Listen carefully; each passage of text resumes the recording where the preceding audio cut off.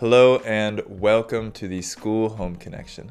I'm Nathan and my goal is to empower you, the parents, with the knowledge, the strategies, and the goals to support your child academically, socially, and emotionally.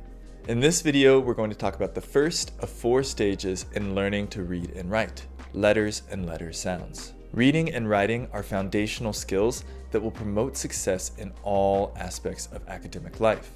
And letters and letter sounds are the foundation of reading and writing. Letters and letter sounds are generally taught over the pre-K and beginning of kindergarten year.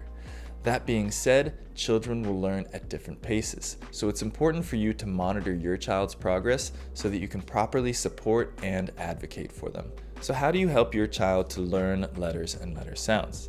Since this is a language-based skill, we want to move through the language progression. That is starting with listening, and then speaking, and then reading, and then writing. For more information on this progression, check out my video that's already up on my channel on the progression of learning language. Starting with listening, children should have opportunities to listen to explicit instruction. So you're going to model the name of the letter, the sound that it makes, and maybe even some words that have that letter in it. I would recommend using something like this as a visual to show the letter and a picture of a word that starts with that letter. And then you will model making the sounds, apple, ball, and so on. During this time, it can be really helpful to do 2 things. Number 1 is to be explicit about the mouth and tongue position. This can be really helpful for sounds that are very similar. Take in and im for an example. They sound very similar, but when you think about the tongue and the mouth position, they're very, very different. Number 2 is to use songs or movements or other mnemonic devices to help your child remember the names and sounds of the letters. After listening, children should have opportunities to speak. This is where they're going to begin repeating the sounds that they hear you making. And if they're not making the correct sound, make sure to remind them of their mouth and tongue position. During this time, it's important to give praise for efforts and desired outcomes. This will help build confidence so that your child will be more likely to share next time. After your child is able to consistently speak and share the name and sound of a letter, they should then have opportunities to apply this skill through reading. Try to find examples in life of the letter or letters your child has learned. Find these words in books, on signs, menus, and more. Model sounding out each part that your child does not know, and have your child help out in sounding out the word with the sounds that they do know. During this time, it's helpful to mix in some explicit learning too. That means, again, using a card like this and having your child read the letter and say the sound. Finally, children should have opportunities to write the letters that they're learning.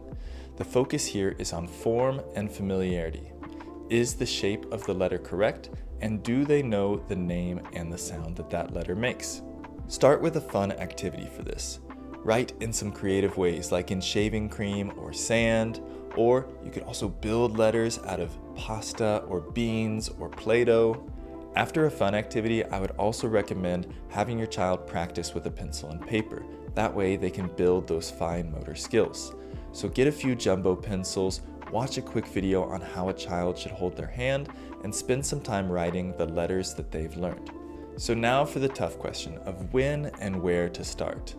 There's really no right answer for when and where to start, but my recommendations would be for when your child is able to understand more, ask questions, and begin to form simple sentences.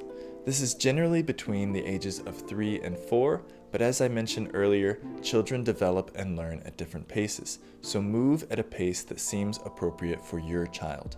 As for where to start, I would recommend using a progression like this. This one is from howwelearn.com. I'll put the link on the screen so you can see it, and if possible, I'll put it in the description or in the comments below. But I would recommend using this progression because it starts with some very common letters. Letters like S, A, T, P, I, N. And these letters can help your child start moving on to that stage 2, which is that decoding and encoding, where they're actually reading and writing words. And for more information on that, check out my second video in this series that's already on my channel. But by the end of this first row, your child could read and write words like sat and sit and pan and ant and more.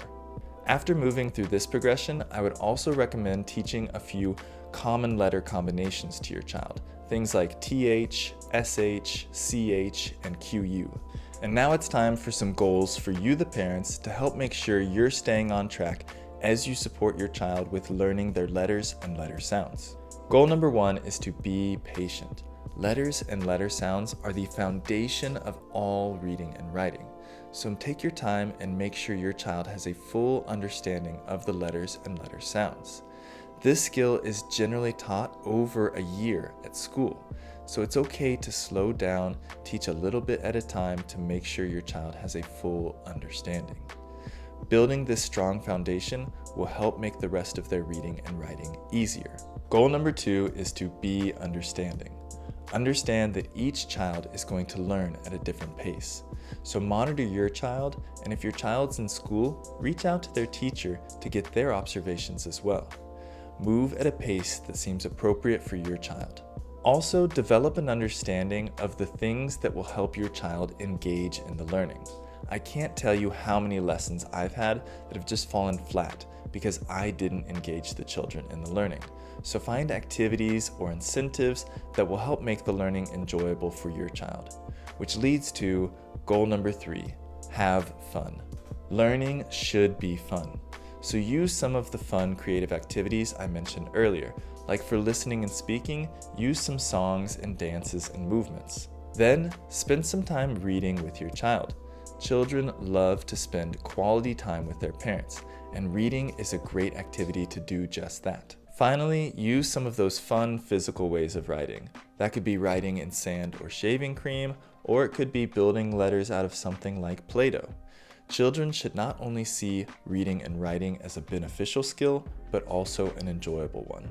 Creating a joy for reading and writing at an early age will help set a great standard for the following stages. Thank you for watching this School Home Connection video. I hope you're able to walk away with some knowledge, strategies, and goals to support your child as they learn letters and letter sounds. If you found this video helpful, it would help me out a lot to leave a like below. If you have a question about this video or an idea for an upcoming skill for me to cover, leave it in the comments. I'm going to read through all the comments and reply to as many as I can. Also, make sure to subscribe so that you can stay up to date with my new videos that come out every single week. Thank you again for watching. I hope you have a great day. Keep learning, keep growing. Bye.